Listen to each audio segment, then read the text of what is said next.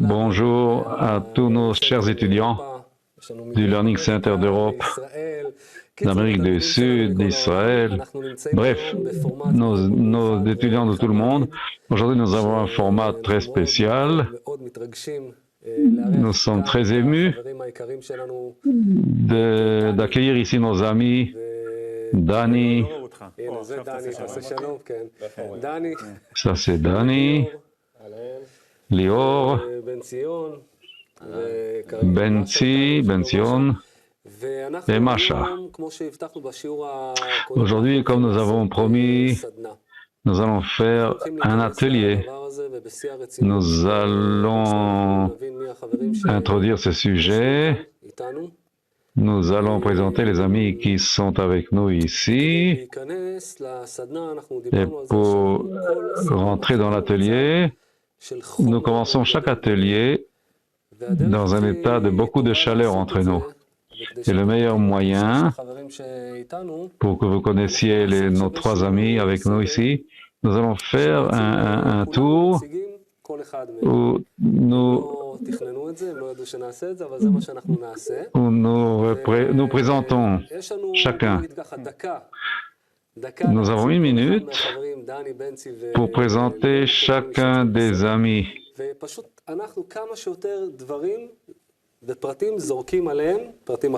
Alors, on va donner le maximum de détails pour que nos étudiants connaissent ces personnes. Alors, qui commence?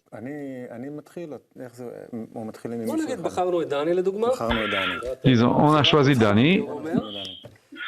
Un bon choix. Alors, nous commençons par Masha, Benzi, chacun dit quelque chose à propos de Dani.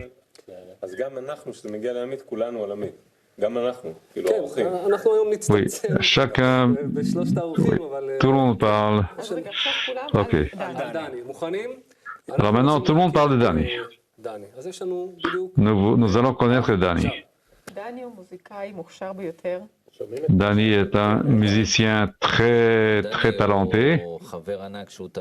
Dani est un ami, un grand ami qui donne son impression sur sa compréhension du chemin.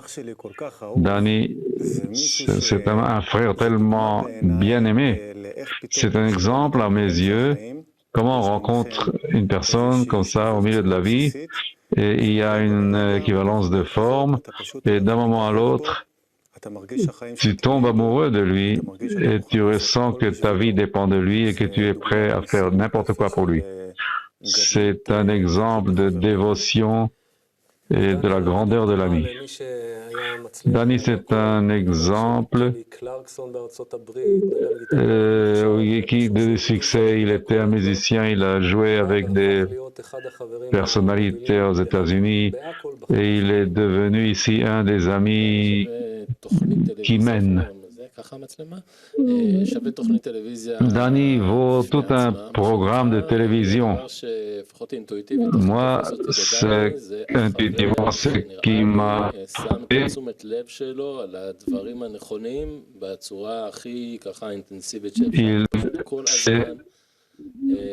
Il donne l'attention, il cherche l'importance des grandes choses que nous faisons.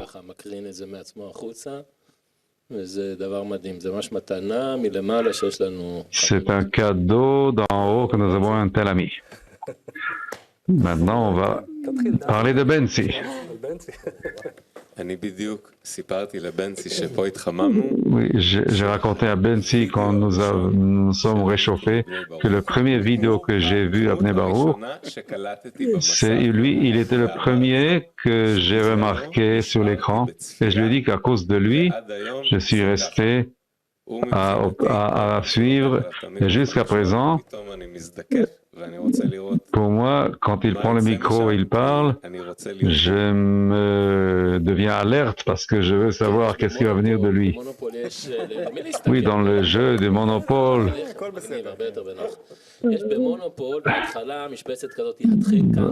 il y a un carré où il dit « Commence ici ».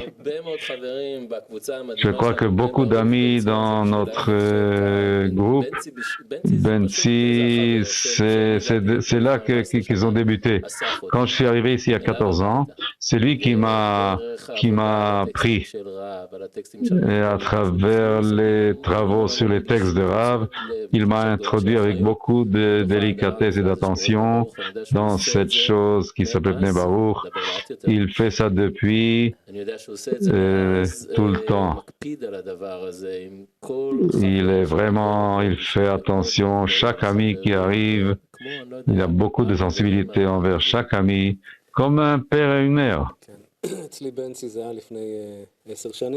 Pour moi, Bensi, je l'ai connu il y a c'est un peu moins d'années. Il y a beaucoup d'amis, il y a des amis qu'on peut qualifier comme des disciples de Rav. Alors lui, il est un de ceux-là. J'essaye de remarquer son attitude envers les amis et Rav.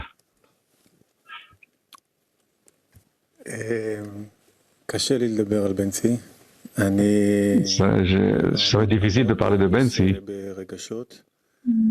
J'ai beaucoup d'émotions. Nos nouveaux amis doivent savoir que tout a commencé par Bensi, en fait. Vous n'êtes pas encore conscient de ce que c'est que d'être vétéran dans la sagesse de la Kabbalah, d'être des années sur le chemin. Mais pas peu après que Rav Lightman est resté tout seul et Rabash est décédé. Alors Bensi l'a trouvé. Il a trouvé le Rav Lightman, il a frappé sur sa porte et il s'est établi dans son salon. Il est devenu il s'est forcé sur le Rav Lightman et lui a dit « Moi je ne bouge pas d'ici ». Et Rav Lightman n'avait pas de choix. Il lui dit « Bon, sens-toi comme chez toi ». Petit à petit, d'autres personnes ont joint dans ce salon, et ce salon du Rav Lightman dans les années 90, c'est là que l'organisation de Bnei Baruch a commencé. Je n'ai pas de mots pour décrire l'appréciation et la gratitude que j'ai envers Bensi.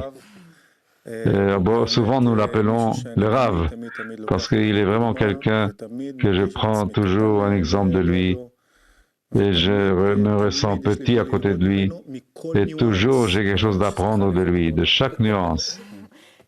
Oui, je peux encore continuer beaucoup. Je vais ajouter encore une phrase. Après Bensi, il y a toujours un plein d'exclamations. C'est une personne qui travaille des années avec des textes. Dans tous les textes qui nous arrivent, c'est la main de Bensi est là. Bon, ça a pris plus qu'une minute, mais ok.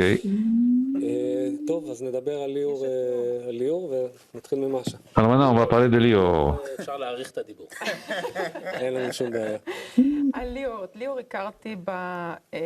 J'ai connu Lior quand on est allé à la diffusion. C'est la première fois que je lui ai parlé. Et j'ai trouvé qu'il est un exemple d'écoute. Il sait vraiment comment écouter. Et saisir chaque parole que l'autre personne dit. C'est vraiment une image extraordinaire. Lior, il sanctifie le temps. Il n'y a pas un moment perdu chez lui. Ou bien il travaille sur l'ordinateur ou il développe quelque chose. C'est lui qui a établi notre Learning Center. Il voyageait dans n'importe où dans le pays pour enseigner. Il prenait son sac et il allait n'importe quand dans toutes les villes du pays pour enseigner. Oui,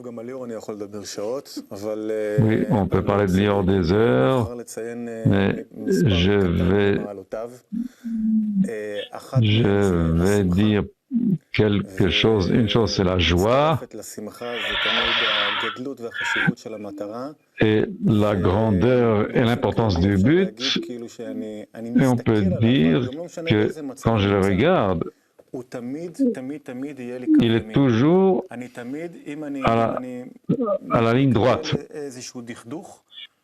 Si je suis un peu déprimé, alors j'ai besoin de Lior à côté de moi. Et je vois toujours comment de chaque état, aussi état social pénible, il a la possibilité de prendre toute la société et de soulever tout le monde. Les sessions d'amis les plus puissantes étaient avec quand Lior les menait. Et les Chaim les plus puissants sont de Lior.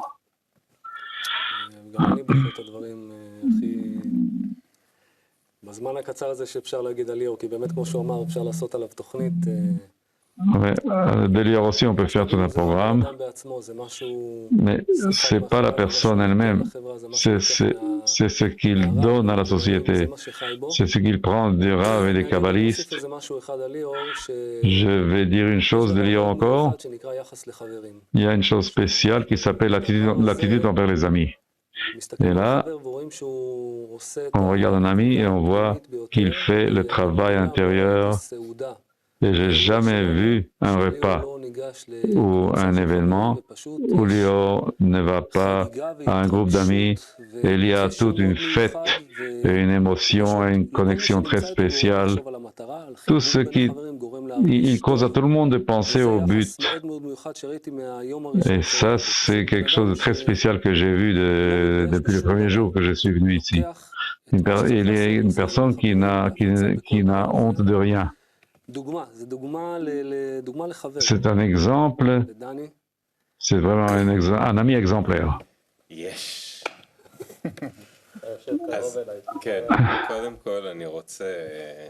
Tout d'abord, je veux citer quelque chose de Lior qu'il a dit dans un programme. Il a dit comment c'est étonnant, comme chaque fois il y a un nouvel ami qui apparaît,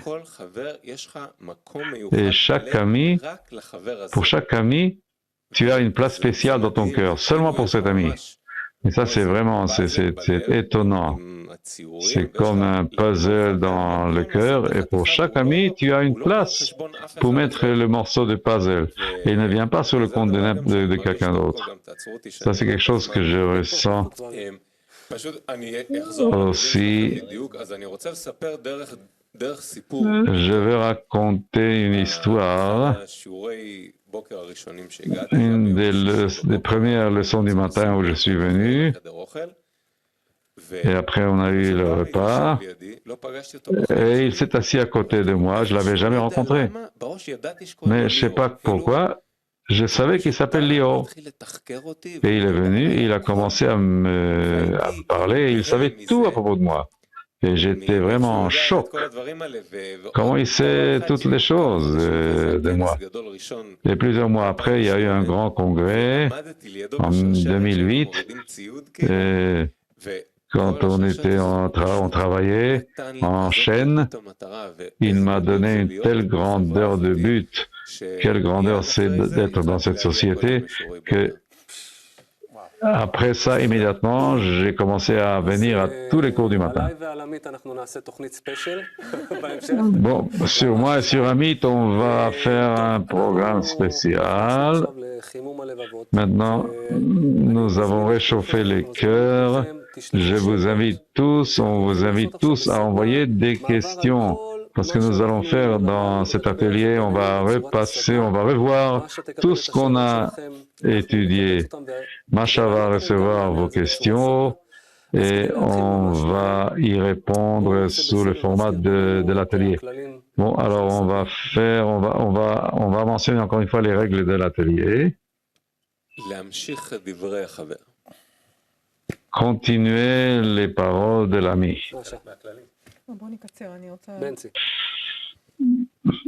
אנחנו מרגישים את עצמנו תמיד nous ressentons toujours comme les petits, tous les amis sont la tête.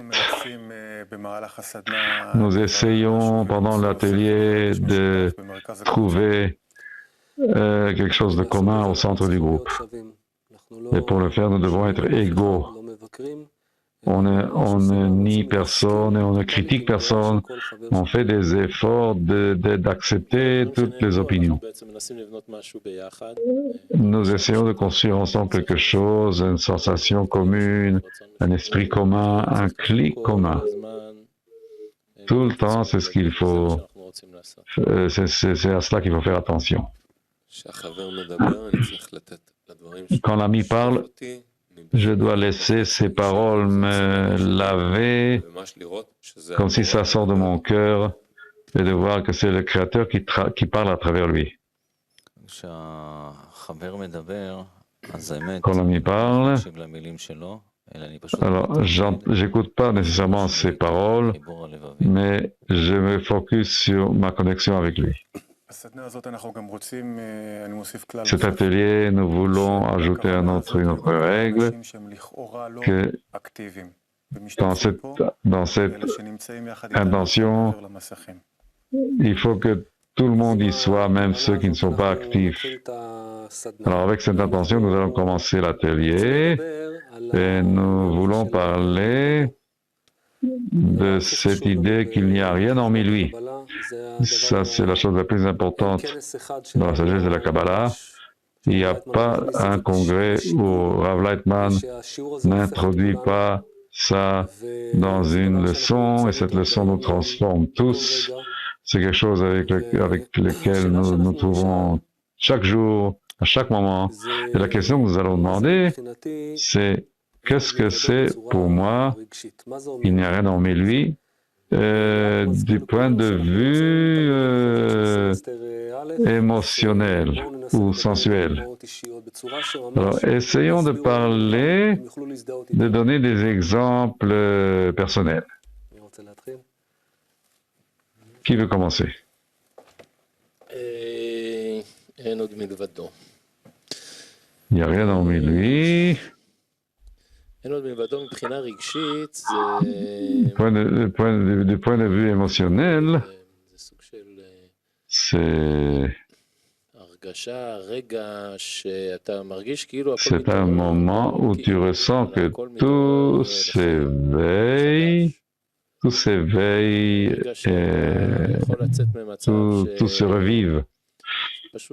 Un moment où tu peux sortir d'un état où tu te comportais comme un automate, sans être conscient d'où tu es, et tout à coup, hop, tu deviens conscient, quelqu'un t'a, et tu peux devenir actif. Il y a encore beaucoup de choses, mais pour moi, c'est le moment où tu rentres dans le travail, dans la vie. On t'a donné le plus grand cadeau possible. À partir de là, tu peux aller en avant. Quand tu les prends en avant, tu vois que tu laisses derrière tous les poids que tu as traînés toute ta vie, si c'est l'amertume, les accusations que j'avais envers quelqu'un, toutes sortes de choses que j'ai gardées dans mon ventre, où j'ai voulu blâmer les autres ou même m'accuser moi-même. Et j'ai vu tout à coup que quand il n'y a rien en lui, tu vois que c'est le Créateur qui te mène à travers tout ça pour t'amener au point le meilleur, le plus rempli d'amour, le plus précis. C'est vraiment comme enlever de toi tous les poids, un cadeau, comme lui aura dit. Et aussi, on passe par l'émotion, mais c'est aussi un clé pour regarder la vie comme elle est vraiment. Il n'y a rien hormis lui, c'est un mode de vie.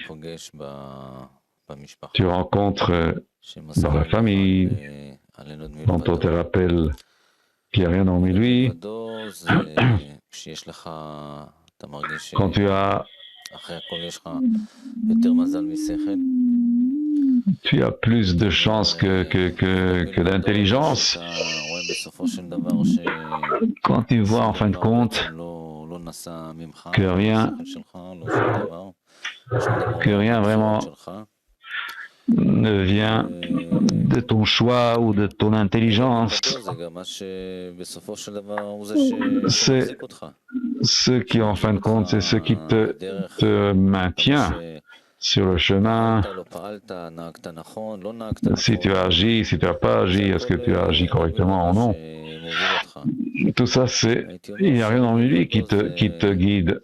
Je dirais qu'il n'y a rien dans lui, c'est quelque chose qui te donne tellement que tu n'auras jamais une excuse pour dire « on m'a pas donné, on n'a pas voulu me donner ».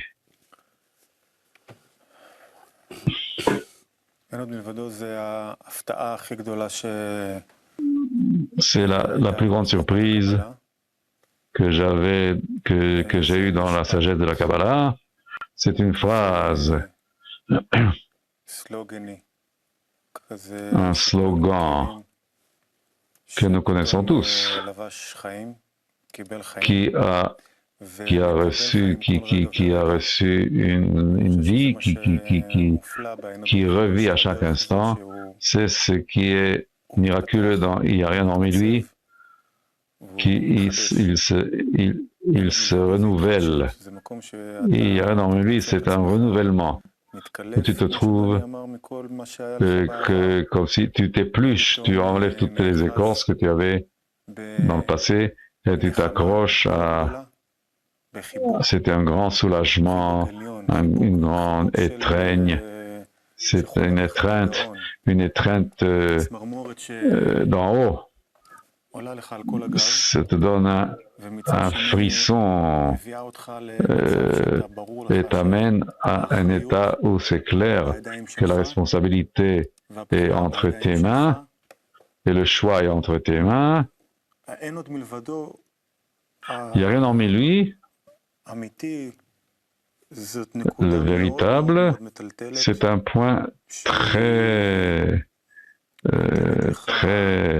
puissant qui te donne beaucoup de joie et de gratitude du fait que tu comprends que vraiment toute la vie, tout ce qui s'est passé, tout ce qui se passe et tout ce qui va se passer, ça a un but.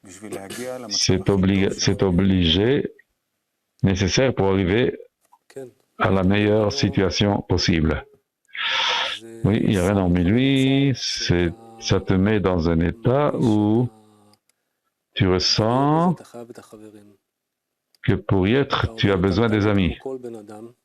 Il y a toutes sortes de remous, et quand tu commences à étudier la sagesse de la Kabbalah et que tu entends cette phrase, alors tu commences à ressentir toutes ces choses-là qui te projettent et qui te secouent.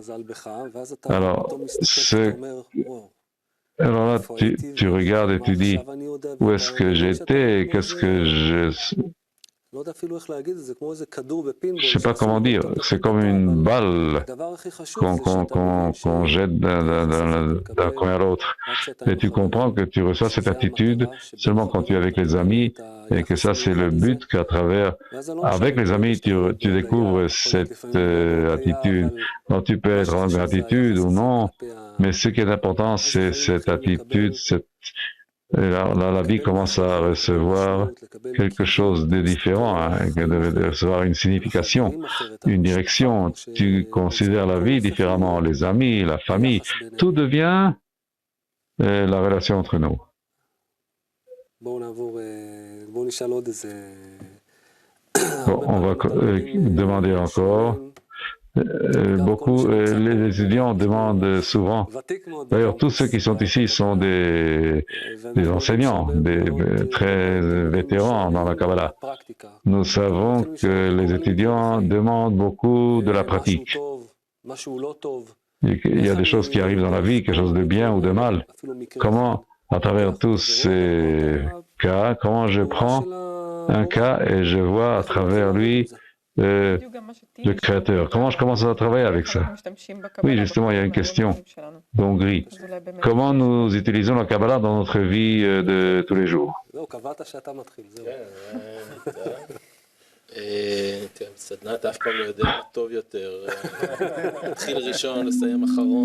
Bon, alors, je commence.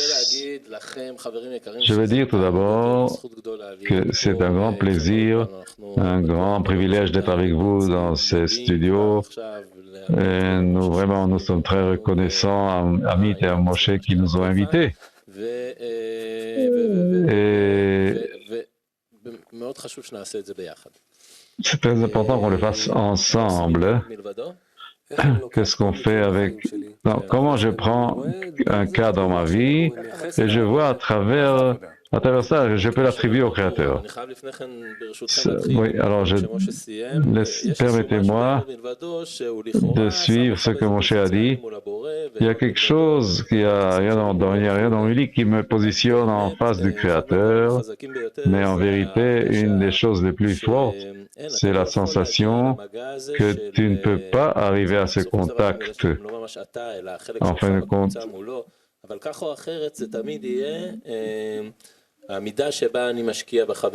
c'est dans la mesure où j'investis dans les amis. C'est dans la mesure où je m'investis dans le groupe. Ça, c'est la condition primaire. Moi, même si je suis un enseignant,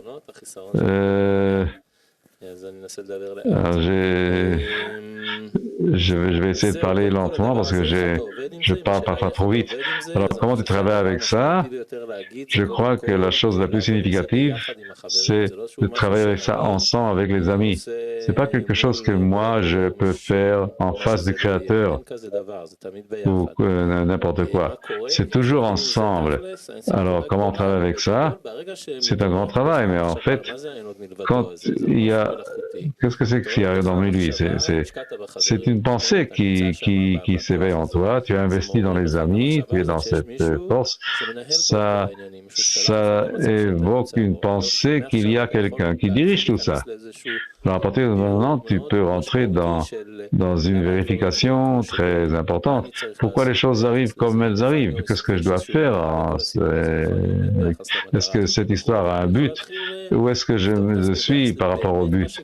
Je peux commencer à m'examiner et voir où est-ce que je suis dans ma vie.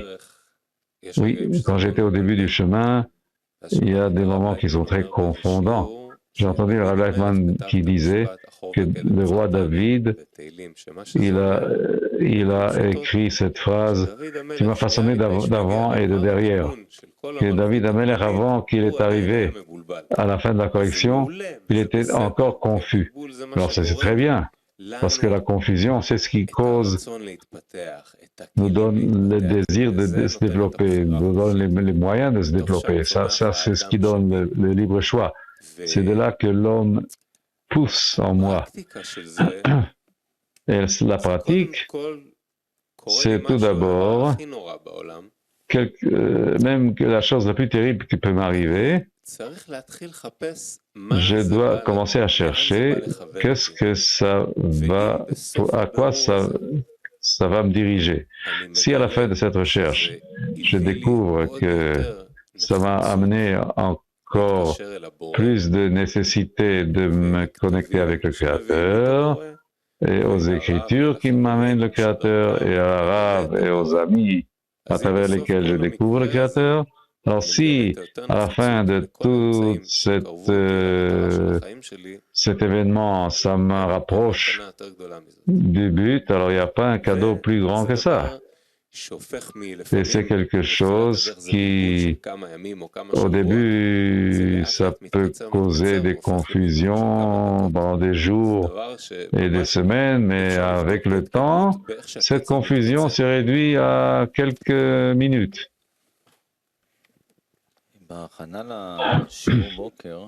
Dans la préparation à la leçon du matin, alors je faisais un exercice Et j'ai récité le début de l'article, j'essayais de me concentrer sur cette idée qu'il n'y a aucune force dans le monde, aucune autre force dans le monde.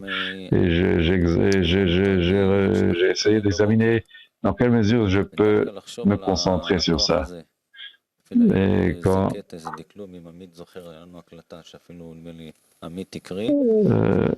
oui, il y avait oui, on a fait un enregistrement à ce sujet, un morceau très puissant. Et là, quand tu te réveilles, tu reçois, il y a rien dans lui justement quand tu te réveilles.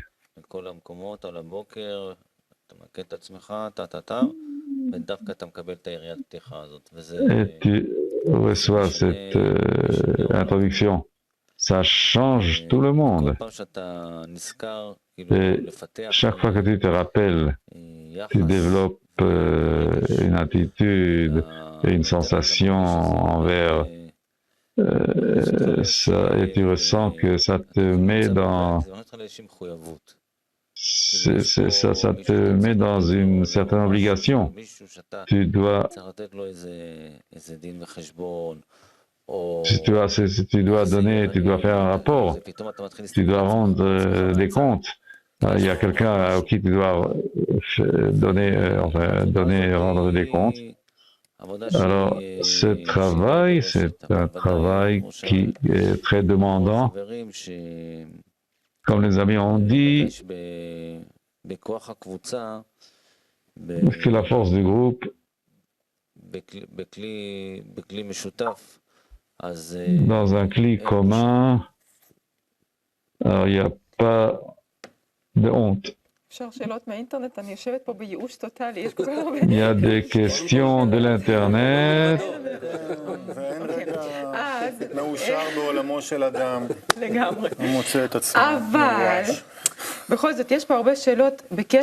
Il y a beaucoup de questions à propos de l'atelier. Quelques questions. De Bulgarie. Pourquoi vous donnez pourquoi vous donnez des compliments tellement? Comment je peux complimenter quelqu'un si j'ai un problème avec lui? Et encore, comment vous ressentez qu'il y a une connexion entre vous dans un tel format? Qu'est-ce que vous ressentez en ce moment? Ça, c'est John de UK. Comment vous savez que le centre du groupe se fait entre vous? Comment vous ressentez toutes ces choses? Et encore une question, une petite question de Nick de Londres.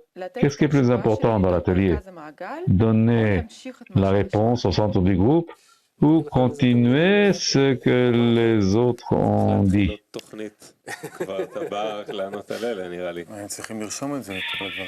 Ouais, ça, c'est des questions qui... Bon, on commence. La première question. Qu'est-ce que vous ressentez et comment vous savez qu'il y a entre vous le centre du groupe?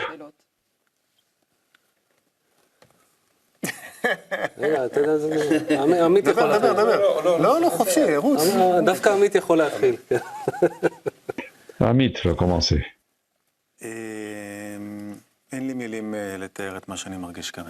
Je n'ai pas de mots pour décrire ce que je ressens. Je ne crois pas qu'on a besoin de paroles. C'est une sensation. C'est une sensation intérieure, très précieuse, très subtile. Et c'est tellement subtil que je ne veux pas la partager avec mes amis. Vraiment. Mais ce qui se fait ici, en ce qui me concerne, c'est rien, ça ne vaut rien, ça vaut absolument rien. Comment pourquoi? Parce que je vois que tu es étonné. Alors, c'est parce que j'essaye pendant tout l'atelier de me concentrer dans une pensée que les amis construisent un centre et que moi je ne dérange pas ce centre et je pourrais me trouver dans ce centre. Et ça ne me fait aucune différence ce que je ressens aussi je ressens, mais ce que je veux, c'est comment je garde tous mes amis dans une pensée commune. Et ça me remplit de tellement de satisfaction que j'ai réussi à garder mes amis comme s'ils ont besoin que je les garde. Ça, c'est simplement pour ne pas penser à moi-même. Alors, je regrette si je vous confonds, mais si vous l'avez demandé, alors voilà. Vous avez voulu, alors vous avez reçu. Oui, Moshe, tu comprends. Bon, alors la question est, John, c'est John qui a demandé? Oui, entre autres. Alors la question est, dans une certaine mesure, elle n'est pas précise, parce que nous ne devons pas répondre. Nous ne devons pas répondre quel genre de sensation commune se crée entre nous, parce que personne ne pourra répondre à cette question, parce que c'est une sensation commune.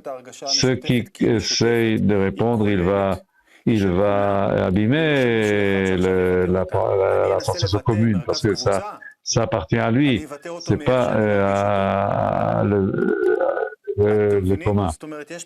Parce que tout ce que je dis, c'est seulement ce que moi je ressens.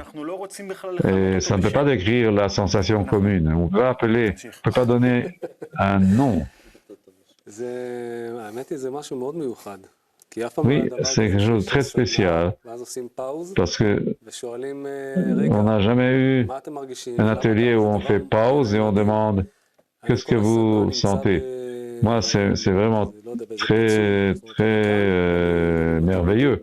Je suis tout le temps partagé dans cet atelier ici, mais je suis aussi avec les étudiants, et je veux que notre centre soit commun avec vous, et c'est ce que tous les amis veulent aussi. Je vais dire pourquoi nous donnons des compliments. Nous ne commençons pas toujours avec des compliments, mais faites attention, quels compliments. C'est pas dire à Dani, tu es beau et tu es talenté, tu es intellectuel, tu as une Mercedes.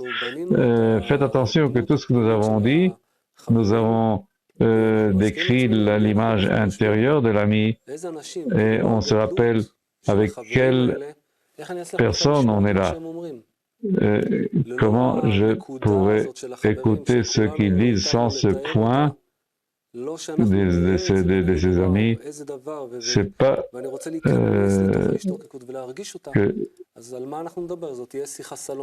parce que c'est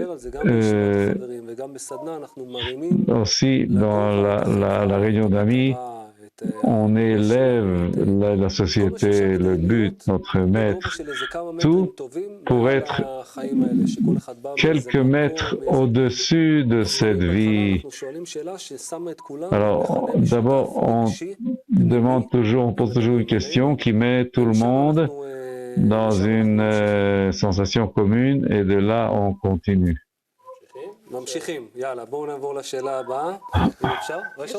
Alors là, une autre...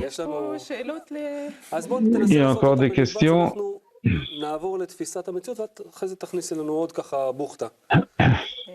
לא יודע איך מתרגמים בוכתה, אבל בסדר. בנדל. אוקיי, השאלה הבאה. אנחנו לומדים... La question prochaine. Nous étudions que la perception de la réalité change selon la connexion entre moi et les amis. טוב, אני חייב לעשות פאוזה ולספר לכם דבר מדהים. יש, לפני כל שיעור, רק שתבינו, לפני כל שיעור... Avant chaque leçon... כן, אבל אני רק רוצה גם לחלוק איתכם, ברגע האחרון, dimanche, בשיעור הבוקר, Rav Lightman introduit dans la leçon du matin quelque chose qui vraiment est connecté avec le sujet de notre leçon. Alors c'est arrivé aussi aujourd'hui dans la leçon de Mexique. Alors nous apprenons que la perception de la réalité change selon la connexion qu'il y a entre moi et les amis. C'est là que se trouve toute la compréhension et la perception de la réalité. Comment nous pouvons comprendre ça? Comment nous pouvons parler de la perception de la réalité comme une fonction de la connexion avec les amis. Comment on peut comprendre?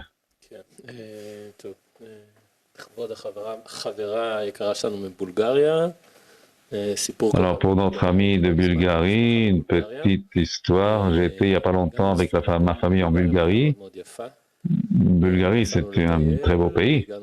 On est allé se promener, on est arrivé dans une campagne avec la voiture. Et je me suis trouvé dans un tour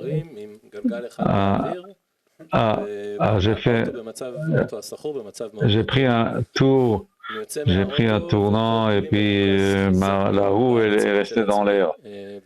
Alors, je suis sorti et j'étais concentré dans mes problèmes parce que maintenant je devrais payer peut-être les dégâts que j'ai faits et je vais rater mon vol. Alors, tout plein de catastrophes. Au moment où je termine ça, je regarde et il y a 4 personnes qui sortent avec des overalls et ils montent vers nous. Ça, c'est une histoire vraie. Ils nous donnent des fruits. Moi, avec un peu de mon russe, j'essaie de dire quelque chose et ils me disent, ils montent, ils prennent de grands morceaux de bois. En moins de 5 minutes, ils m'ont dégagé la voiture. Rien n'est arrivé. Alors, moi, j'ai été étonné de toute cette histoire. Après, j'ai utilisé ça aussi pour moi et pour les enfants, pour leur expliquer comment notre monde pourrait être. C'est comme ça qu'on voudrait que le monde soit. Et ça aussi, c'est la perception de la réalité. Cette histoire m'est venue, parce que si tu regardes la réalité avec des soucis, avec des soucis personnels, comme ça m'est arrivé, parce qu'intuitivement, nous pouvons prendre aussi un regard plus général, plus élevé. Alors, c'est pour y arriver, c'est pour ça que nous avons la sagesse de la Kabbalah. La perception de la réalité, c'est quelque chose qui m'occupe depuis l'âge de 16 ou 17 ans. Moi, je suis venu du monde de la physique et à partir d'un jeune âge, j'aimais la physique quantique.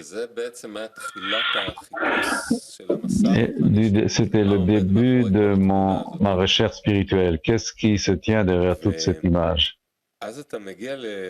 Et là, tu arrives à la sagesse de la Kabbale et ça te donne des moyens pour sortir de cette boîte où tu te trouves et ça te tire en haut et ça te fait un zoom out et te montre une image plus grande. Comme si toute la vie était dans une petite boîte et tout à coup, tu peux voir ce qui se passe dans tout le corps entier. Et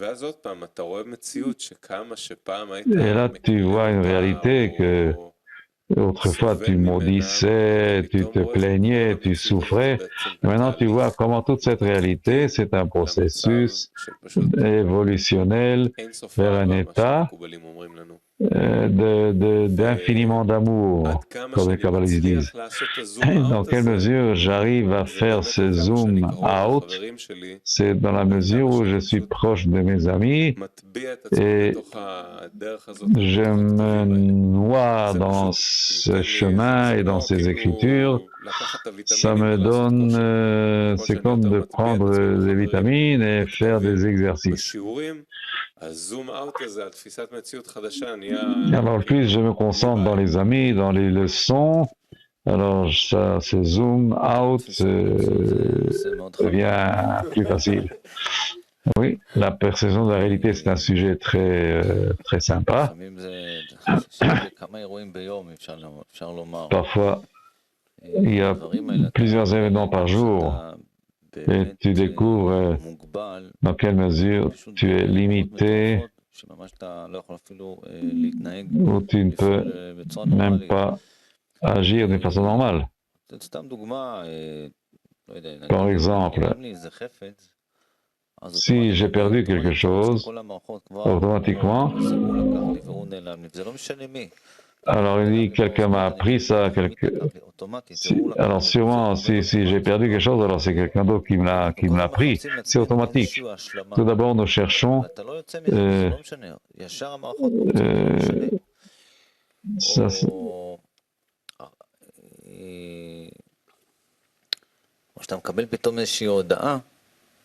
où tu reçois une annonce, un message, et on te dit, l'enfant ne se sent pas bien. Alors je dis à mon ami, écoute, mon enfant ne se sent pas bien, je dois partir. Alors je dois me demander, il y a une demi-heure, j'ai parlé avec la maison, on ne m'a rien dit. Alors comment ça se fait? Comment c'est possible? Et pendant ce temps-là, je lui ai dit que je change mes projets et tout ça. Alors je regarde le téléphone et je vois que le message, il était d'une autre date, c'est pas de maintenant. Mais quand j'ai regardé, maintenant je ne sais pas, est-ce que le message a été envoyé par erreur? Je ne sais pas comment expliquer. Tu as 1000 choses comme ça par jour.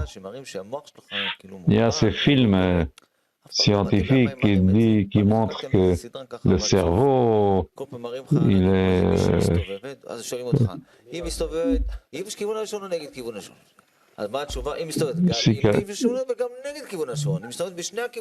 On demande est-ce que quelqu'un dans un film, est-ce que quelqu'un tourne avec la direction de la montre ou contre?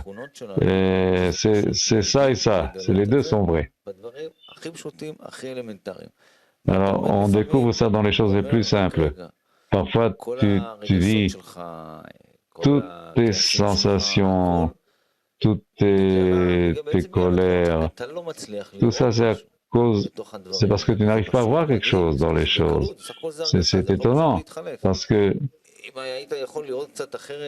si tu pouvais voir les choses différemment, tu sentirais différent. אם אתה בן ציון גירץ, יש לך כאלה 1000 מצבים ביום של תפיסת המציאות, כי בגרדי האצילות, כל ירידה... Si tu es Ben Tzvi, alors tu as vraiment 1000 fois des choses comme ça. Mais je ne crois pas qu'il faut élaborer. Je crois que les amis ont vraiment résumé très bien ce sujet. Je peux dire qu'à 100%, qu'au début du chemin, la perception de la réalité devient... C'est un sujet très, très sympa, comme Ben Tzvi a dit, et tu commences tout le temps à chercher et à être émerveillé de ce qui arrive au début, et de t'amuser avec, et de creuser en cela. Et avec le temps, et je recommande le plus vite possible, alors s'attacher aux amis, et ça se manifeste dans des situations dramatiques, pour le bien, pour le mal. Alors là, tu ressens que d'un côté, maintenant, tu as devant toi toute une destruction totale, et on ne peut pas percevoir d'où est-ce que c'est venu tout à coup. Et voilà, peut-être que toute ma vie maintenant va se détruire, quelque chose qu'on ne veut pas saisir. Alors tu t'adresses aux amis, au début dans la pensée, ça n'aide pas. Alors tu surmontes la honte et tu t'adresses, peut-être tu écris à 2 ou 3 amis, et quelque chose commence à bouger, ça n'aide pas, alors tu t'adresses encore plus dans la pensée, dans la parole, tu t'adresses aux amis, tu demandes aux amis de l'aide, du soutien, et tout à coup, ça peut être comme ça. Et en général, c'est comme ça, un clin d'œil. Tu regardes, c'est comme tout à coup, la situation a tout à fait changé. Il y a un moment, il y avait une destruction, et tout à coup, maintenant, c'est la floraison. Et c'est seulement grâce à ce que les amis t'ont tenu avec la communion avec le Créateur. Et tout le temps, il faut tout le temps essayer de s'y accrocher, que nous passons ça ensemble, que c'est quelque chose qui semble désagréable. Mais avec les amis, j'aurai la force de surmonter. Bon, une autre dernière chose, avant que nous passions à d'autres questions. Alors, bref, il y a quelques années en Croatie, j'étais en Croatie avec des amis, dans une rencontre avec nos amis, et je suis tombé malade, avec un œil gonflé. Et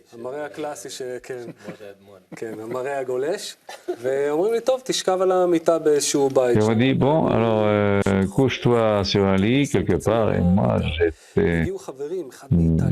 Et là, des amis sont venus d'Italie, d'Espagne, des amis très, très bons que j'aime beaucoup, et que je veux tellement être avec eux.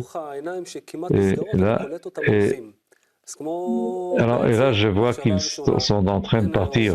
Alors la première pensée, il dit, ah, il me laisse. Alors, je ne connais pas cette place, c'est un village. Et au bout de quelques temps, je me réveille, il n'y a personne. Et ils m'ont laissé un mot. Viens, arrive, mais là où on s'est rassemblés, c'est à 200 mètres, mais c'est à travers un quartier que je ne connais pas. Oui, mais alors je commence à marcher, je ne vois rien, avec mon œil gonflé, et je pense toutes sortes de pensées à propos des amis, que vous pouvez les imaginer.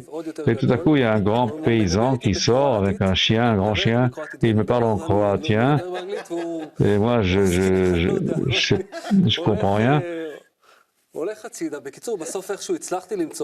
Bref, en fin de compte, j'ai réussi à trouver, et je monte, et le premier ami que je rencontre, il me rit, il dit, ah, regarde ce que tu as dans l'œil.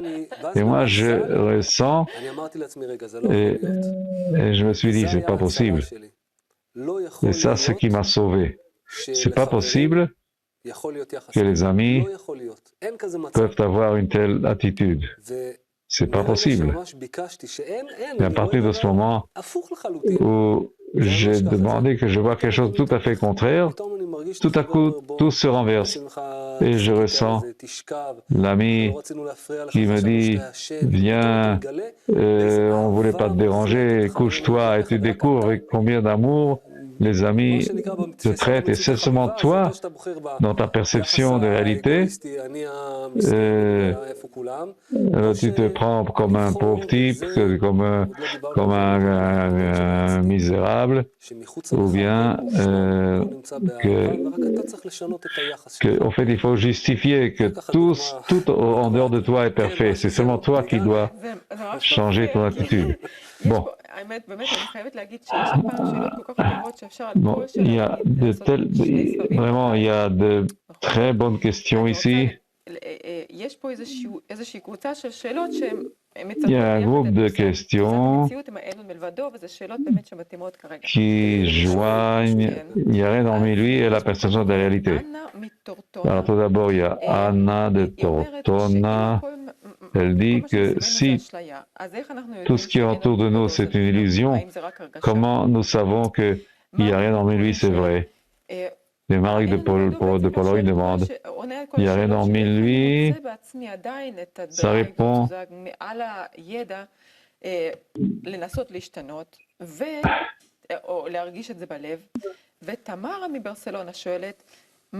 Tamar de Barcelone demande, quel est l'équilibre entre l'assurance qui a rien hormis lui et le désir de changer des choses dans ce monde? Alors choisissez où est-ce que vous voulez commencer. Oui, beaucoup de questions parlent ici de la connexion entre il n'y a rien hormis lui et l'action dans ce monde. Et qu'est-ce qui est illusoire et qu'est-ce qui est véritable? Bon, je vais essayer. Si je comprends bien, les amis disent qu'il y a un genre de fatalisme dans lui. Tu es là, tout est déjà déterminé, tout est clair. Alors qu'est-ce qu'on peut encore ajouter? Où est-ce qu'on peut faire un changement? Alors ça, ce qui est spécial dans l'étude de la sagesse de la Kabbalah, comment nous avons parlé avant que chaque fois il y a tu as un nouveau désir, tu as ce qu'on appelle une nouvelle densité, et tout ce qu'avant semblait clair et véritable et correct, maintenant tu dois le refaire de nouveau. C'est tout ça, c'est... Moi, 14 ans, j'étudie la sagesse de la Kabbalah. Avant, je ne pouvais pas tenir, je ne pouvais pas me maintenir avec toutes les choses que je faisais.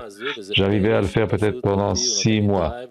Et cette sagesse m'a donné le drive de continuer avec ça. Ça me fait revivre tout le temps. Et cette vie nouvelle, c'est vraiment que chaque fois, il faut que tu te crées de nouveau avec les amis. Et c'est toujours de nouveau. Il n'y a pas un moment de répit. Oui, d'un côté, on peut répondre très scientifiquement à ces questions, mais moi, je ne vais pas faire ça, parce que, comme Lior a dit, 10 ans, je lis cet article toutes les 2 semaines et chaque fois je trouve là quelque chose de nouveau, chaque fois. Et si je ne trouve pas quelque chose de nouveau, alors là, ça veut dire que je n'ai pas avancé. Alors ça me donne des soucis. Alors je vous invite de faire un exercice. Regardez en arrière, disons, la deuxième leçon de ce cours. Là, j'étais un enfant par rapport à aujourd'hui. Vous pouvez regarder et voir comment vous avez grandi du point de vue de la perception. Et c'est comme ça chaque jour. Tu regardes hier et tu vois qu'aujourd'hui, tu as avancé. Alors, au début de l'étude, il y a des parties très intellectuelles. On essaie de comprendre comment le système fonctionne. Mais ma conclusion, ce qui va répondre à toutes ces questions, que des 10 années que j'étudie, les 2 premières années, j'habitais à Los Angeles et j'étudiais à travers Internet, j'avais pas de groupe. Quand je suis arrivé à un groupe, au bout de 2 ans et demi, alors ces questions, on ne cherche plus de réponse. Elles montent et tu sais que tu dois rester avec les amis et là, les solutions vont venir. C'est pas qu'il y a une question et une réponse, c'est simplement de s'accrocher aux amis.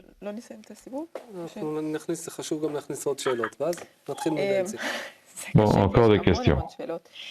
בעיקר, אני חושבת שהכי חשוב, אנחנו כבר דיברנו באמת הרבה על תפיסת המציאות ועל אין לבדו, אבל לא דיברנו הרבה על הסדנה בעצמה. Oui, alors on a parlé beaucoup de la perception de la réalité, mais on n'a pas parlé de l'atelier. Alors, la question est, quelle est la différence entre un atelier et des gens qui se rencontrent comme ça, ils parlent ensemble? De quelque part, dans un bar ou dans un café. Jessica aussi demande d'Espagne, comment commence un atelier? Comme ça, avec des amis que je connais, et de quoi je parle? Des sujets de la leçon ou d'autres choses? Qu'est-ce qu'il y a la différence entre notre conversation et une conversation dans un bar et comment on commence un atelier?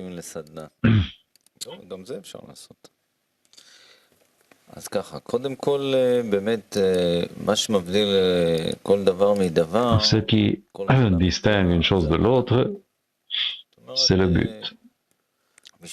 C'est-à-dire, pourquoi nous sommes venus. Selon ça, c'est comme ça, selon ça on agit. Alors, nous sommes venus ici pour célébrer un anniversaire dans un bar. On ne s'est pas vu il y a 30 ans. etc. Ça peut être un groupe pour être dans un cercle, dans un carré, et chacun parle et se rappelle comment ça va, etc. Ça s'appelle pas un atelier ou un travail dans un cercle, parce que les gens ne font pas de travail. Dans l'atelier, les gens travaillent. Qu'est-ce que c'est que ce travail? Le travail, c'est, comme nous avons fait au début, que nous avons parlé des règles, que tous se concentrent, chaque ami essaye de s'annuler envers les autres, voir sa grandeur, les compliments qu'on donne d'une façon systématique. Comment, pourquoi? Parce qu'on ne s'est pas vu comme ça? Non. À chaque instant, il faut donner ses compliments. Pour agrandir tout le temps l'ami, voir la grandeur de l'ami. Alors, l'atelier, c'est un état une situation de travail intérieur, travail personnel, de chacun avec son environnement.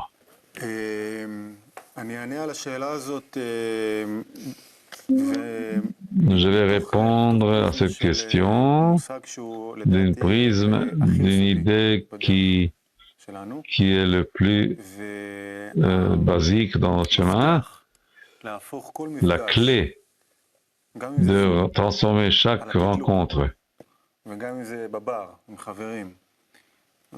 Si c'est dans un bar ou si c'est ici, de transformer ça en atelier, ça dépend de la préparation. Ça veut dire, Rabash, il a une phrase qu'il dit que ne demande pas combien les amis t'aiment, mais combien toi tu aimes les amis. Alors c'est aussi par rapport à l'autrui. Ça ne dépend pas de l'autrui, dans quelle mesure il y aura un atelier, ça dépend de moi. Dans quelle mesure je veux qu'il y ait entre nous un atelier à propos de la perception de la réalité. Dans quelle mesure nous arrivons, c'est préférable qu'il y ait au moins deux, oui, qui ont une connexion qui a un but. Il suffit qu'entre eux, un couple d'amis savent maintenant qu'ils veulent qu'il y ait un atelier, alors il y aura un atelier. C'est comme un miracle. C'est comme une magie. On peut introduire les règles, on peut dire on va parler comme ça à un tour de rôle, et nous allons écouter les uns les autres. Tiens, il y a un objet, passez l'objet. Oui, on peut faire ça comme ça. Mais je dis encore plus, si nous sommes bien dirigés envers ça, nous voyons quand même des gens. J'ai fait un projet où pendant 6 mois, j'ai voyagé et j'ai parlé avec des gens dans le pays. Et nous étions tellement dirigés vers le but dans chaque rencontre que quand nous avons commencé à parler avec les gens, souvent avant que j'ai posé la question, je voulais leur parler de la solidarité, de l'union, de ce qui nous est important dans la vie.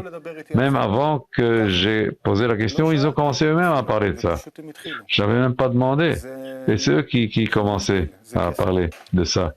Ça, c'est vraiment, c'est magique. Oui, je vais ajouter encore 2 choses.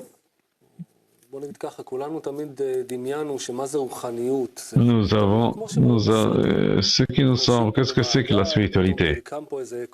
On est assis dans un cercle, et tout à coup il y a une étoile, et nous sommes tous, on rentre dans une dimension, et nous ne comprenons pas que la spiritualité, c'est en dehors de tout ce que nous connaissons, c'est quelque chose de différent, et c'est dans les amis,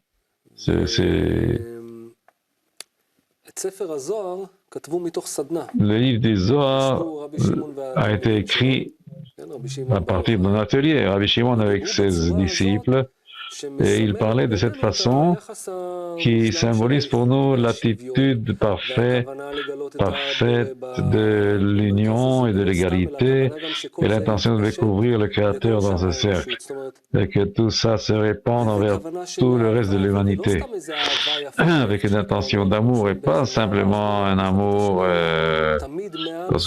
aussi d'intérêt, intéressé. Mais il y a tout le temps un ego qui se révèle et une haine, et au-delà de tout ça, on travaille pour s'unir encore. Il y a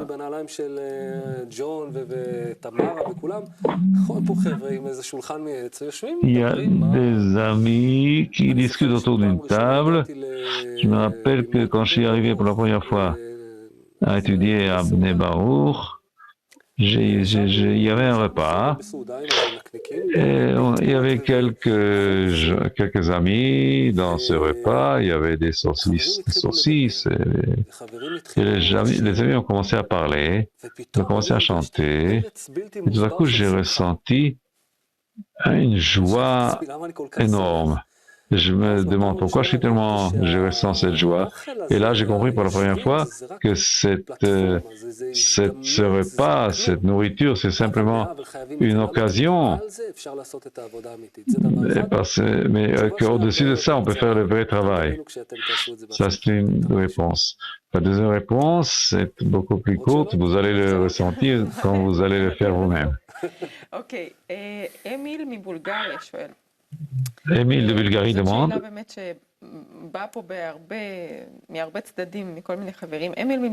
Une question est venue de beaucoup d'amis. À part les sensations que vous décrivez maintenant, est-ce que vous ressentez le Créateur? Et où est-ce qu'il est? Et est-ce que la réalité change maintenant en ce moment quand vous parlez?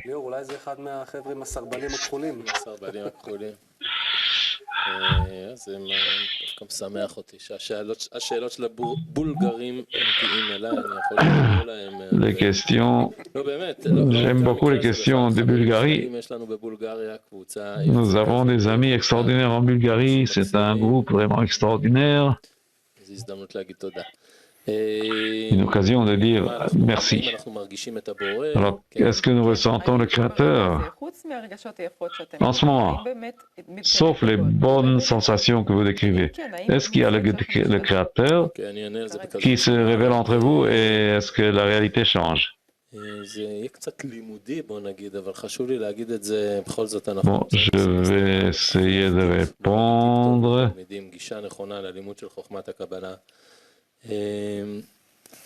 זו שאלה מאוד נפוצה שאנחנו נפגשים עם תלמידים. Ça, c'est une question très commune quand les étudiants nous demandent est-ce que vous êtes déjà là, qu'est-ce qui se passe avec vous.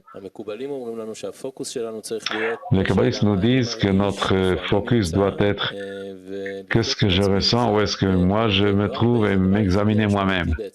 C'est la seule chose qui est significative dans l'étude. La sagesse de la Kabbalah, c'est une méthode pratique pour la révélation du Créateur dans ce monde. Il y a un système, une méthode que je peux prendre et transformer ma vie en quelque chose de différent. Pour que ça arrive, la bonne approche vers l'étude, c'est examiner tout le temps où je suis, qu'est-ce que je ressens maintenant quand je suis en Bulgarie ou n'importe où en Europe ou dans le monde, qu'est-ce que je ressens maintenant, que je suis une partie de cette grande chose qui se passe entre nous, pas seulement ici dans le studio, mais entre tous les amis du monde. Qu'est-ce que je ressens, qu'est-ce que je veux ressentir, comment je peux arriver à là où je veux ressentir. Alors, nous sentons bien. Encore une question. חוזרים ככה, אנחנו הולכים בסדר יורד, כן? האמת היא, לא יודע אם זה יורד, זה עולה. אנחנו דיברנו על nous avons parlé à l'importance des sources, notre connexion avec les sources. Cette chose qui s'appelle une leçon, la lumière qui ramène vers le bien dont nous parlons. C'est ce qui agit dans l'atelier, aussi bien pour les spectateurs, s'ils veulent le ressentir. Je voudrais demander, les amis, on va commencer par Benzi, qu'est-ce que c'est que la leçon du matin? Qu'est-ce que c'est la leçon du matin pour toi? Parlons de notre expérience, de nos sensations. La leçon du matin, pour moi, c'est quelque chose que je fais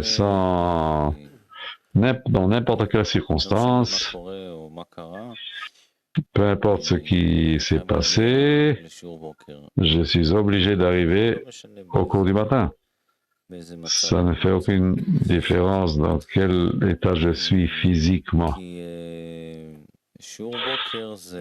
Parce que la leçon du matin, on peut dire, toute la journée, toute ma vie est arrangée pour la leçon du matin.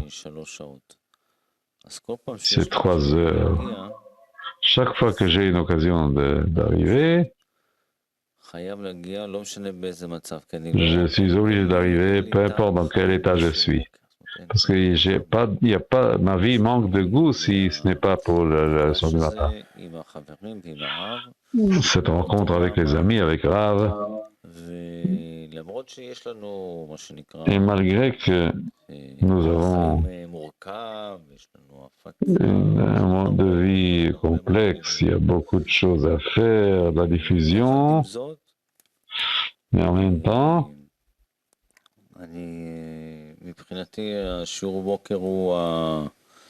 la leçon du matin, pour moi, c'est le plus sacré, sans amoindrir les autres choses qu'on fait. Alors, c'est pourquoi, au maximum, je paye avec mon corps, mais je ne vois pas quelque chose d'autre à faire pour avancer si ce n'est que la leçon du matin. Parce que toutes les activités, au fait, sont dirigées vers le cours du matin. La leçon du matin, c'est la vie, la source de la vie. Je ne pouvais pas imaginer que c'était comme ça. Mais quand le chemin a commencé, j'ai découvert cette sagesse. Alors il me semblait impossible d'être tous les jours dans la leçon du matin. J'ai regardé ces amis qui sont là-bas tous les jours. C'était tellement loin pour moi. On ne peut pas le percevoir. Je me disais, je ne pourrais jamais être comme ça. Ça, c'est le point dans le cœur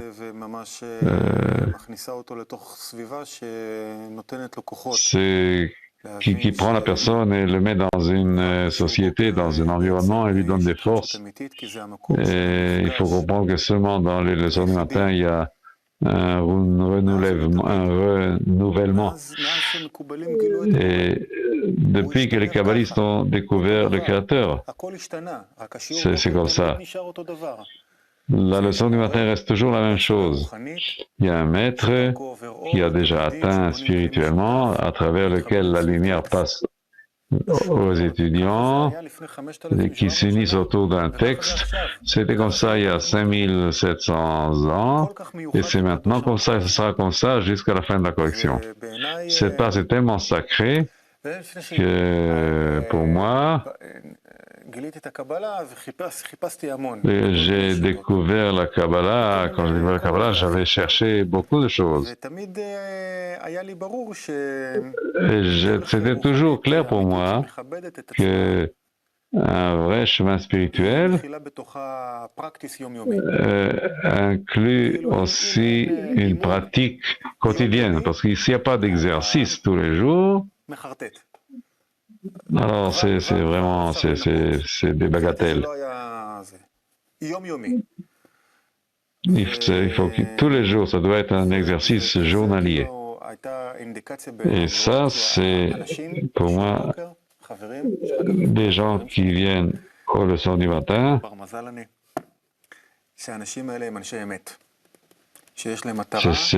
Les gens qui viennent, ce sont des gens de vérité qui ont un but pour lequel ils sont prêts à donner tout.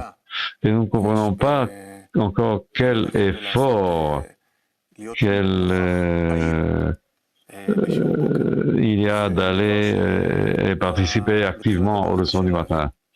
C'est quelque chose c'est difficile à construire au début du chemin.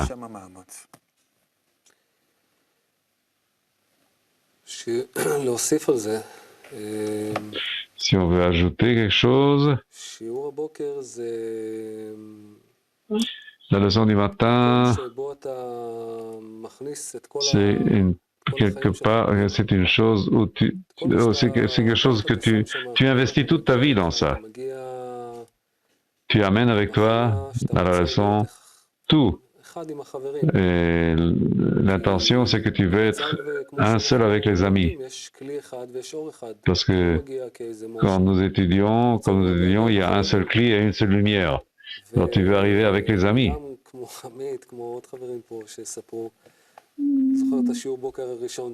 Je me rappelle mon premier cours du matin. Et quand j'ai décidé que voilà, c'est ça, je vais venir tous les jours, j'ai parlé de ça avec Bensi il y a une semaine, que même l'odeur était différente. Je sais pas, tout était différent, l'électricité, tout était différent. Je ne sais pas comment expliquer.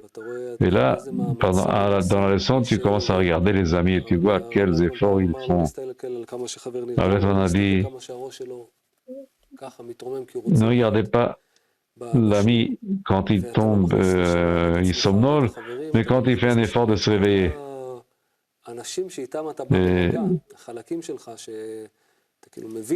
Ils sont tous... Il y a une sensation très spéciale que tout le monde se trouve ici, dans cette salle, dans cette petite salle qui contient tout le monde. Et tu vois devant tes yeux tous les amis de tout le monde sur les écrans, tu les ressens, tu vois comment ils sont assis, comme ça. Et en fait, la leçon du matin, c'est pas la place où on étudie la sagesse. Ça, c'est le plus confondant. Balasolam avait un étudiant qui Balasolam parlait en yiddish et l'étudiant était du Yémen qui ne comprenait pas du tout le yiddish. Et ce sont des choses qui sont au-delà de la raison. Alors je peux dire que des amis ont dit que tu viens dans la leçon où tu as, après que tu as rencontré des gens, tu leur as transmis la sagesse de la Kabbalah, et quand tu arrives à la leçon,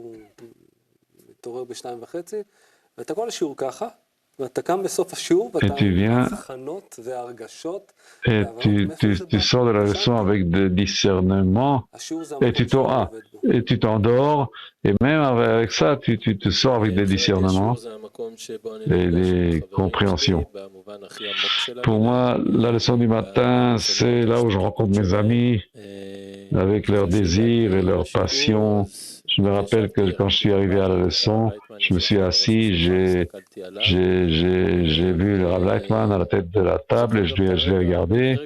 Et je me rappelle aussi cet instant, ou bien c'était une période où tu comprends que pour écouter Rav, tu dois tout d'abord être avec tes amis. Seulement là, tu peux écouter ce qu'il a à dire. Et à partir de là, c'est là où je rencontre mes amis. Je peux sentir comment l'amour se développe entre nous.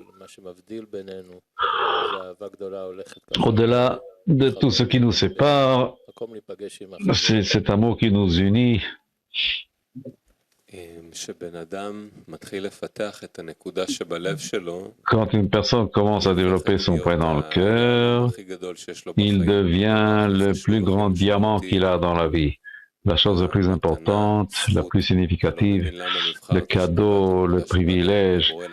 Tu ne sais pas pourquoi tu as été choisi d'avoir le point dans le cœur. Le Créateur t'a mis ce point dans le cœur, et quand ce point dans le cœur se développe et commence à recevoir un volume, il devient la chose la plus importante dans la vie. Tu vois que ce point respire avec tous les amis, toute cette âme générale. Ce point dans le cœur passe par un processus de groupe. Et la leçon du matin, c'est comme cette âme générale aspire et respire, et ce corps ne peut pas sans, il doit aspirer. Alors c'est vrai, le point dans le cœur ne peut pas vivre sans la leçon du matin. C'est là où il puise la vie. On ne peut pas détacher ça de ta vie. C'est une partie intégrale de la vie. Et si vous voulez un type pour examen, vous pouvez venir et prendre une photo de mes enfants et de ma femme un jour où je ne suis pas venu à la leçon du matin. La maison est en complet désordre. Alors ils ressentent qu'est-ce que c'est quand je n'ai pas la lumière avec moi le matin. Ça c'est ressenti. On peut vraiment prendre une caméra et voir qu'est-ce qui se passe quand je ne suis pas arrivé à la leçon. C'est la guerre mondiale.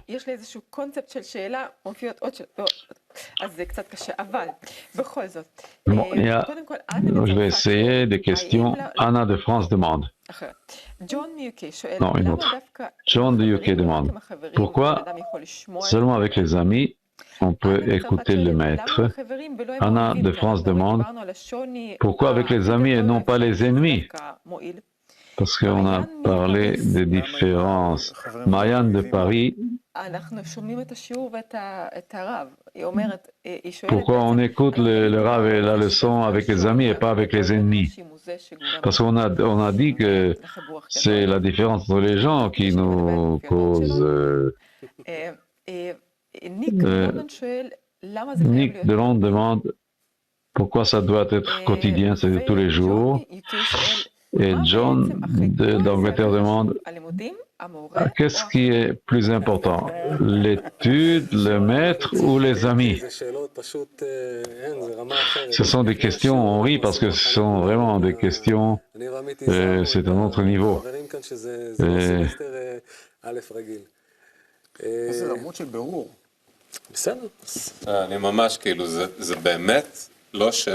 C'est vraiment...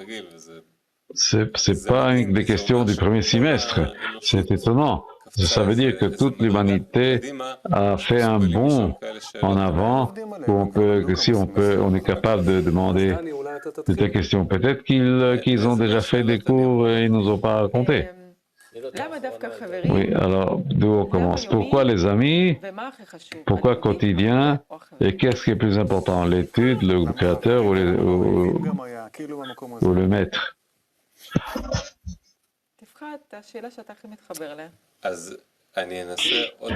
Choisis ta question. Ce sont des questions qui essayent de m'attirer à une réponse, voilà, et donner une réponse. Et c'est pas la réponse. La réponse est qu'au moment où tu viens, tu prends contact avec les amis, tu sens que tu ne peux pas sans eux. Tu n'avances pas un millimètre sans eux, tu ressens. C'est quelque chose qu'il faut ressentir, il faut avoir l'expérience. Et là, tu vois que sans un cours du matin, chaque jour, tu ne peux pas respirer. Le point dans le cœur se fane. Ça, c'est la réponse que j'ai voulu donner à toutes les questions. Il faut le ressentir. parce que la réponse la plus intellectuelle ne va pas aider. Juste fait qu'on ne goûte pas un fruit, on passe à reconnaître son goût. Alors il faut vraiment avoir l'expérience.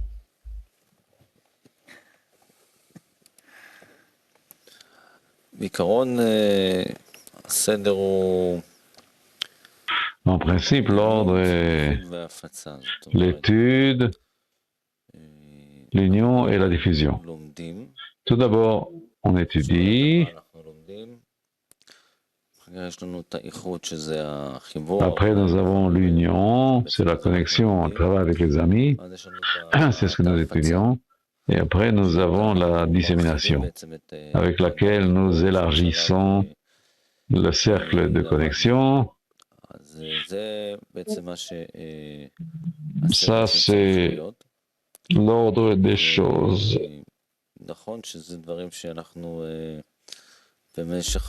C'est vrai que ces choses, pendant les années,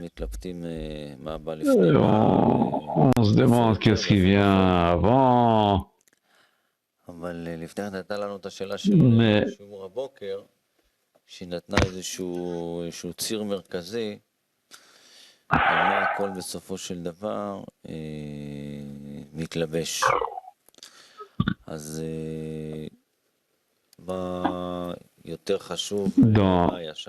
qu'est-ce qui est plus important? Quelle était la question? Les amis, l'étude ou le maître? Alors on a dit que d'abord nous avons, c'est d'abord l'étude, l'union et la dissémination. D'abord il y a l'étude, parce que l'étude définit de quoi nous parlons. Il faut apprendre ce que c'est que les amis. Alors, et après il y a la pratique, qui est les amis, et après il y a la diffusion, qui élargit le cercle.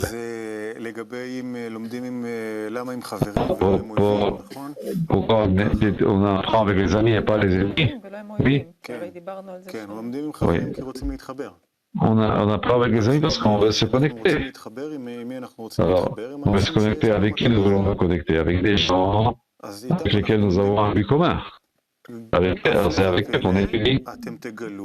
Alors, vous allez découvrir que même vos amis les plus proches sont les ennemis les plus grands. Il ne faut pas aller les chercher loin. On peut les trouver à côté, ici derrière le coin du mur. Et vous allez découvrir vos ennemis les pires. C'est selon votre perception de la réalité. Et là, on peut travailler. Oui, c'est vraiment étonnant de découvrir que seulement des gens qui ont le point dans le cœur éveillé, avec cela, on peut, à la première étape, on peut faire quelques travaux ensemble avec Rav, avec le texte, pour demander la lumière. Avec l'autrui, qui n'a pas le point dans le cœur, qui ne sont pas soi-disant des amis, on fait la même chose, mais différemment. Ce que Bensi a dit, la dissémination, on va parler de ça le prochain semestre. Ça, c'est des choses. À propos de l'ordre d'importance, Rav, les amis, l'étude, alors on ne peut pas donner vraiment un ordre de priorité. Parce que l'un ne peut pas exister sans l'autre. C'est comme Bassoula dit qu'il n'y a pas de créateur sans les créatures, il n'y a pas de Rav sans les étudiants. Et l'étude, c'est ce qui connecte les deux. On pourrait dire que sur le chemin, il y a que chaque point dans le cœur a une certaine tendance, aussi bien généralement et aussi dans certains temps. Parfois, on veut plutôt être avec Rav, et parfois on veut être avec les amis, et pas forcément sortir à l'extérieur au grand public, et parfois dans l'étude. Il y a des des gens par le caractère, ils sont plus poussés à l'étude ou à la société. Et c'est exactement ce qu'il faut. Et ça cette tendance se clarifie pendant l'étude. Il faut accepter toutes les choses avec gratitude, avec compréhension, que c'est comme ça. Que avec ça, je travaille. Et ce qui est sûr, c'est qu'il y a ici un diamant avec plusieurs faces, et il n'illumine pas. אין לי מה להוסיף על דברי החברים. ליאור? אני איתך. אתה איתי. Bon, נשמע עוד שאלות ממשה? כן. עוד קצת שאלות? encore des questions de Marsha? יש פה איזושהי קבוצה של שאלות Il y a ששמרתי לי un groupe de questions תן לי התראה. que j'ai gardé pour la fin. אז עוד פעם, יש הרבה שאלות Il y a בקשר beaucoup de questions à propos. עכשיו לא שאלות. אני רוצה Non, קצת, אני non, סימנתי pas de פה- questions. סימנתי פה J'ai noté ici des impressions des amis qui disent ce qu'ils ressentent. Et il y a des choses qui sont tellement belles que on ne peut pas ne pas citer. Alors voilà. Marie Ucha d'Italie,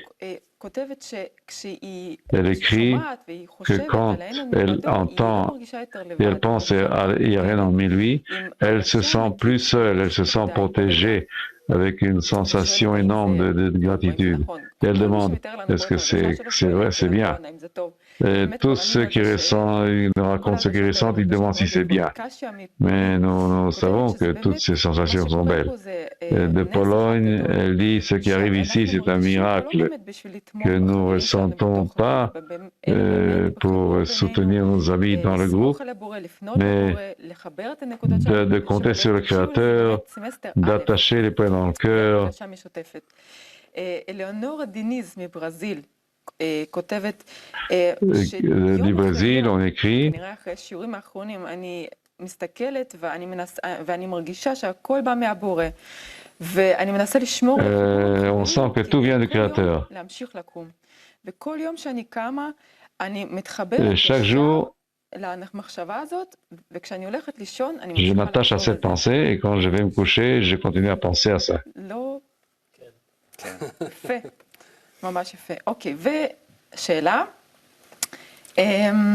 question.